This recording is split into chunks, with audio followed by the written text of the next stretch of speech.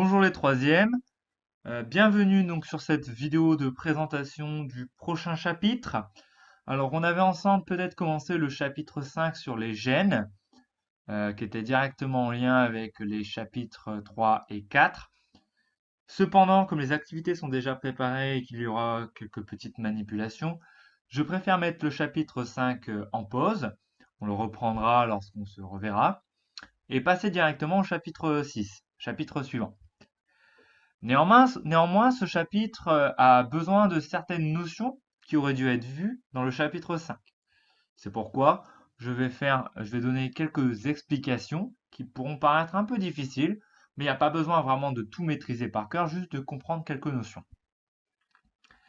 Alors, vous allez évidemment devoir recopier tout ce qui va être indiqué donc, sur cette fiche, avec la problématique, le titre, une petite phrase d'introduction, et donc on va commencer à parler donc de ce qu'on appelle la biodiversité. Alors, une petite animation PowerPoint.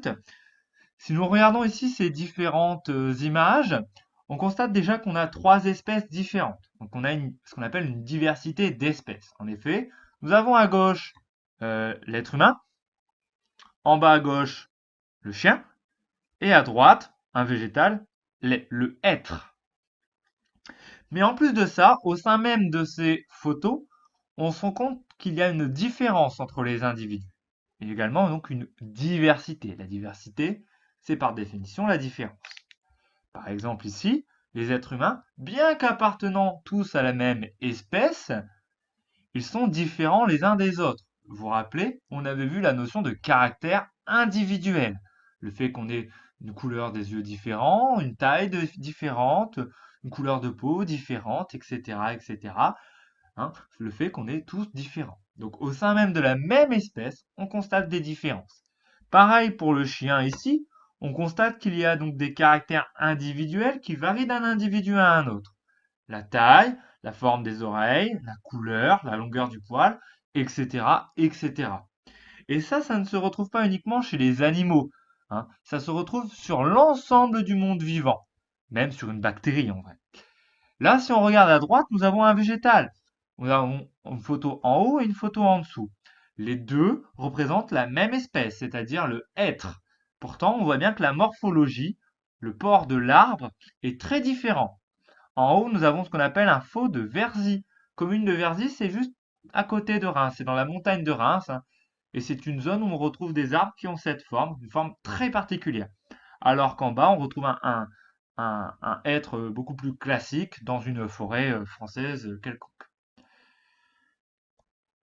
Donc ici, nous allons donc parler donc de la biodiversité et on va essayer de savoir euh, quelles sont les différences entre les individus. Pourquoi il y a donc des différences entre les individus. Alors, j'aimerais repartir donc sur quelques petites notions de génétique que nous allons revoir. Ne vous inquiétez pas au chapitre 5, hein, si vous n'avez pas tout compris ce qu'on va faire là. Alors ici, nous avons donc deux phénotypes, pour rappeler. Phénotype, définition qui était à connaître, c'est l'ensemble des caractères visibles d'un individu. Alors on a donc ce qu'on appelle des axolotes, hein, ce sont des sortes de salamandres qui vivent dans l'eau. On en a un individu qui a une couleur noire et l'autre individu sur la droite qui a une couleur blanche. Et donc ces différences s'expliquent par la génétique, hein, ce sont des caractères héréditaires. Alors, je vous ai représenté ici donc des paires de chromosomes. Rappelez-vous, pour chaque chromosome, on a à chaque fois une paire, hein. Donc là, c'est peut-être le chromosome numéro, je ne sais pas combien. Et chaque chromosome va être composé de petites portions qu'on appelle des gènes. Chaque gène va coder un caractère, hein. Par exemple, ici, nous avons le gène qui code la mélanine et qui va donc coder la couleur de la peau. Donc, sur ce chromosome, on peut imaginer par exemple, je ne sais pas, que c'est le chromosome 11, je n'ai pas l'information. Sur le chromosome 11, on va retrouver donc une partie de ce chromosome qui va servir à contenir l'information génétique pour coder la couleur. Et en fonction de ce gène, la couleur sera différente. Il existe donc des versions de ce gène qui vont entraîner une couleur noire et des versions de ce gène qui vont entraîner la couleur blanche. Les versions de ces gènes, c'est ce qu'on appelle des allèles. Ici, l'allèle grand M, qui est représenté à chaque fois en bleu foncé, entraîne une couleur sombre, une couleur noire, alors que l'allèle petit m, représenté ici en orange, va entraîner une couleur blanche. Sauf que ça ne s'arrête pas là. Puisque nous avons à chaque fois deux chromosomes de chaque paire, nous avons donc, pour chaque gène, deux versions qui peuvent être identiques ou différentes. Par exemple, dans le cas où l'individu a deux fois l'allèle grand M, donc deux fois l'allèle qui code la couleur noire, il devient noir. Au contraire, si l'individu a deux fois l'allèle petit m, qui code la couleur blanche, l'individu est blanc. Par contre, il est possible également que sur l'un de ces chromosomes, il ait l'allèle grand M, et sur un autre de ces chromosomes, il ait l'allèle petit m. Là, on considère que l'allèle grand M est dominant, ce qui veut dire qu'il va dominer l'autre allèle et il n'y a que lui qui va s'exprimer. C'est pourquoi, même si l'individu a grand M et petit m, son phénotype sera quand même noir. Pour mieux comprendre comment ça se fait que nous avons deux chromosomes par paire et comment ça se fait qu'il y a une aussi grande différence entre les individus, j'aimerais expliquer très rapidement une notion qui sera vue dans le chapitre 5, en toute fin du chapitre 5. J'ai conscience que cette notion n'est pas forcément des plus simples, mais elle est fondamentale. Alors, nous avons ici un schéma représentant donc une cellule de testicule ou d'ovaire. Donc, en fait, ça va être une cellule qui va ensuite former un spermatozoïde ou un ovule. Ce n'est pas n'importe quelle cellule, hein. Alors, je n'ai représenté dans cette cellule que 4 chromosomes. En vrai, il y en a bien plus. On a un X et un Y, puisque l'individu est forcément masculin. Et je vous ai représenté une deuxième paire de chromosomes, ici donc la paire de chromosomes numéro 9. Et on constate que cette paire de chromosomes, on a pour l'une des deux l'allèle O et pour l'autre l'allèle B. Ici, en fait, on s'intéresse aux gènes qui codent le groupe sanguin.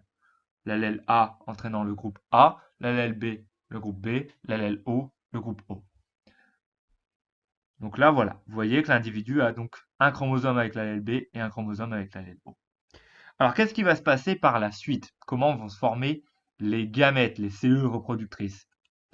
Alors, cette cellule, elle va se diviser en deux, une première fois. Mais vous voyez que cette division, elle est particulière, puisque chaque chromosome de chaque paire est séparé. Donc, chaque chromosome de chaque paire va se séparer, et ce qui fait que dans chacune de ces cellules, on aura non pas 46 chromosomes, mais 23. Vous vous rappelez, on l'avait vu en classe que les cellules sexuelles n'avaient que 23 chromosomes. Ces cellules vont elles-mêmes ensuite se diviser. Donc chaque cellule va se diviser en 4. Puisque nous avions des chromosomes doubles, ces chromosomes doubles vont se séparer en chromosomes simples. Ainsi, on obtient ici 4 spermatozoïdes. On constate que 2 spermatozoïdes ont un chromosome X et un chromosome 9 avec l'allèle B, et 2 autres spermatozoïdes ont un chromosome Y et un chromosome 9 avec l'allèle O. Donc à partir du même individu, j'ai formé des spermatozoïdes différents. Et là, vous vous rendez compte qu'on s'est intéressé seulement à 2 paires de chromosomes. Si on s'était intéressé aux 23 paires de chromosomes, on pourrait obtenir 2 puissance 23 possibilités différentes de spermatozoïdes. Si vous m'avez bien compris, ça veut dire que chaque spermatozoïde ou chaque ovule qu'une personne va produire est déjà différente. C'est ce qu'on appelle un brassage. Mais en plus, ce spermatozoïde, ou alors cet ovule, ça marcherait aussi, va rencontrer l'autre gamète lors d'un accouplement. Donc là, il va rencontrer un ovule. Cet ovule a lui-même donc des chromosomes qui peuvent être différents des siens. Et ça va entraîner une combinaison supplémentaire, puisqu'en fonction de avec qui la personne s'est reproduite, avec qui elle a eu un enfant, on a énormément de possibilités différentes. Et à la fin, on aboutit à ce qu'on appelle une cellule œuf. La cellule œuf, si vous vous rappelez de vos cours de quatrième, c'est la première cellule d'un être vivant. Et celle-ci, elle va continuer à se diviser, mais alors cette fois-ci se diviser de façon identique, former des clones, pour à la fin former un enfant.